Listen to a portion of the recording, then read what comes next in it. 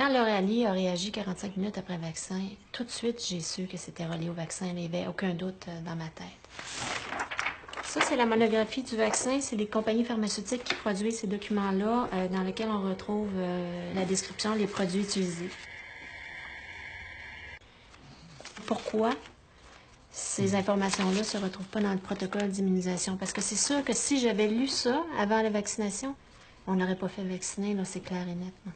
Le patron de la réponse immunitaire est très, très différent d'une personne à une autre. Et très différent aussi en fonction de qu'est-ce que cette personne-là a eu comme type d'infection et à quel moment de sa vie aussi. Est-ce qu'elle était jeune? Est-ce qu'elle était bébé? Est-ce que c'était une infection périnatale? Est-ce que le cerveau était bien formé? Est-ce que toute la barrière hémoencéphalique était bien formée avant qu'il y ait eu cette infection-là? Est-ce qu'il y a eu une histoire de méningite?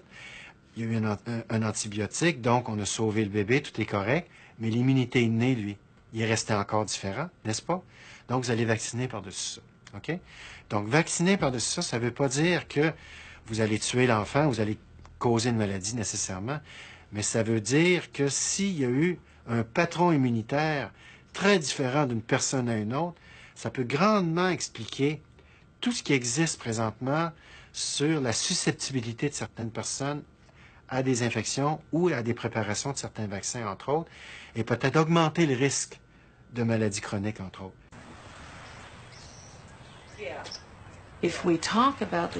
Si on considère tous les enfants qui ont des difficultés d'apprentissage, qui ne sont pas nés ainsi, mais qui ont une déficience intellectuelle, si l'on prend les enfants qui ont un TDA, un trouble déficitaire de l'attention, si l'on prend les enfants qui ont un TED, un trouble envahissant du développement, ou le syndrome d'Asperger, et toutes les maladies auxquelles on peut penser qui sont liées à un problème d'apprentissage neurologique, quand on additionne tous ces cas, et je crois fermement qu'on devrait tous les inclure puisqu'ils font tous partie du même spectre, du même processus, alors on a à peu près un enfant sur 6.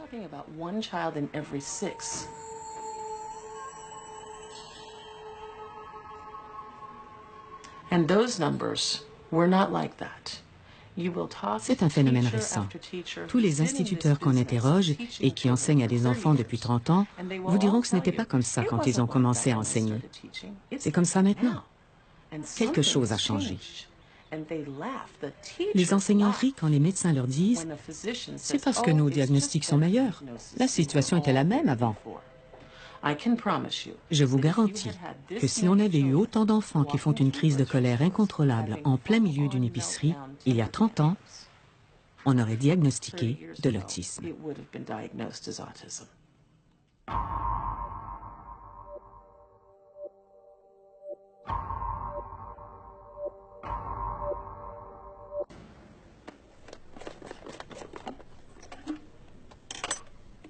Montre-lui le flacon de thymérosal qu'on conserve dans un contenant en métal parce qu'on en a un peu peur et parce que c'est une poudre très fine. Ça, c'est du thymérosal.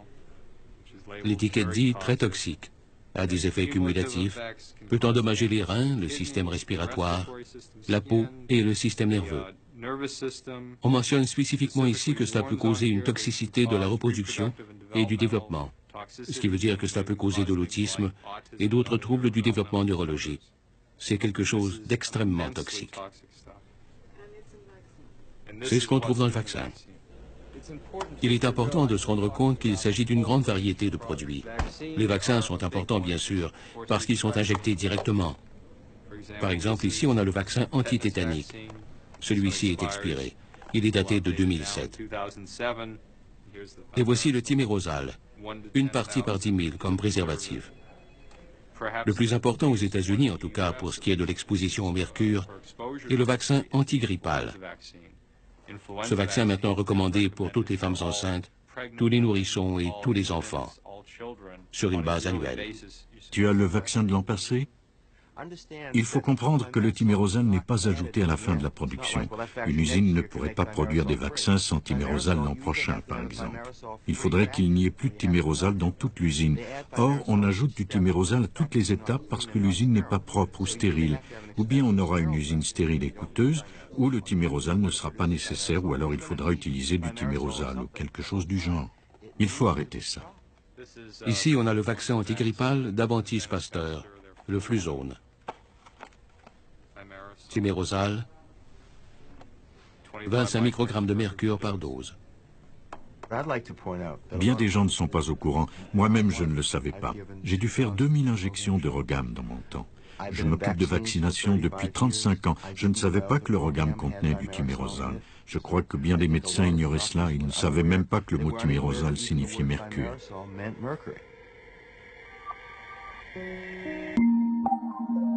Il y a une théorie qui stipule que le vaccin est dangereux, que c'est une conspiration des autorités et des entreprises pharmaceutiques. Donc, pas de vaccin pour vous cette année, pas pour la grippe. Non. Mais pour les autres, le rougeole, rubéole, etc., votre enfant, est-ce qu'il a été vacciné? Même pas. Non plus. Et il est pas malade du tout. Si même la communauté médicale est divisée, est-ce qu'il n'y a pas un sacré problème? J'ai découvert que les vaccins sont totalement inefficaces et parfaitement dangereux. Jamais au Canada, on n'avait vu un tel rassemblement d'opposants à la vaccination. C'était le 12 septembre, au Centre des congrès de Montréal. Près d'1 millier de personnes avaient payé pour venir entendre une série de conférenciers sur les dangers de la vaccination. La porte-parole de l'événement, l'ancienne chanteuse Claude Vallat. Mais il reste une place où on a le droit de décider. Puis c'est sa santé. Alors, on s'informe. La conférence de Montréal avait aussi ses experts scientifiques, comme Jean-Jacques Crèvecoeur. Belge d'origine, habitant au Québec depuis 2004, il a étudié la physique et la philosophie, mais pas la médecine. Jamais, jamais, jamais, aucun vaccin n'a apporté quoi que ce soit en termes de santé publique, sauf les maladies. Pour lui, la grippe A H1N1 n'est qu'une pandémie médiatique au service des entreprises pharmaceutiques. Alors celui qui me fera croire encore que les vaccins, ça protège de quoi que ce soit il ne veut pas entendre, soit c'est un imbécile, soit il est payé par les laboratoires. Mais arrêtez de vacciner vos enfants, bon sang. Arrêtez.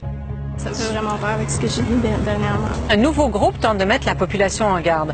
La Fondation pour la liberté de choix en santé estime que les vaccins peuvent être dangereux. La population n'est pas dupe. Attendez, c'est la même bêtise pour tous les vaccins. Le principe même est faux.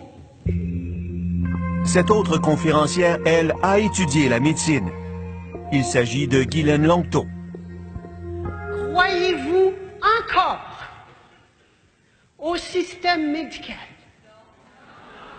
au système politique, au système légal, au système des médias? Parce que tu ne peux pas donner à aucune personne à l'extérieur le pouvoir de décider de ta crise de vie. C'est ça le problème. C'est ça le problème. Personne.